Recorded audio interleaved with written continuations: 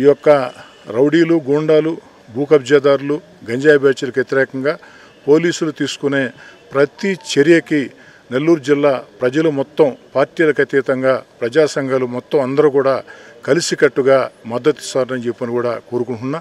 అందరి ఆకాంక్ష ఒకటే, ఏదైతే ఈ యొక్క అరాచక శక్తుల ఆ యొక్క ఆగడాలు మొత్తం కూడా పూర్తి స్థాయిలో రూపుమాపే విధంగా పోలీస్ శాఖ పనిచేస్తున్నదానికి ఇంకా కూడా వారికి అండగా నిలుస్తామని చెప్పిన కూడా మాట ఇస్తూ ఇంకా కఠిన చర్యలు తీసుకోవాలని కోరుకుంటూ, ఎంత బాధాకరం అంటే పాపం కామ్రేడ్ పెంచలయ్య సామాజిక సేవా కార్యక్రమాలే కాదు నేత్రదానం మీద అవగాహన కల్పించాలని తన నేత్రాలు సైతం వారు దానం చేయడం జరిగింది. దానివల్ల మరొకరికి చూపు వచ్చే పరిస్థితి.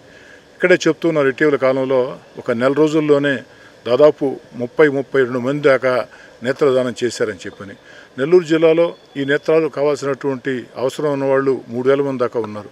కాబట్టి ఈ నేత్రదానాన్ని కూడా మనం అందరం కూడా ప్రోత్సహిద్దామని, ఈ యొక్క గంజాయి బ్యాచ్లకు వ్యతిరేకంగా, రౌడీలు, గూండాలు, భూ కబ్జాదారులకు వ్యతిరేకంగా ఈ యొక్క సామాజిక సేవా కార్యక్రమాలు మొత్తం కూడా మనం చేయటమే కామ్రేడ్ పెంచలయ్య ఆత్మకి శాంతి కలుగుతుందని, ఆ యొక్క కుటుంబానికి సిపిఎం పార్టీ అండగా నిలుస్తుంది. స్థానిక శాసనసభ్యుడిగా నేను కూడా పూర్తి స్థాయిలో ఆ కుటుంబానికి అండగా ఉంటానని చెప్పని మాట ఇస్తున్నాను.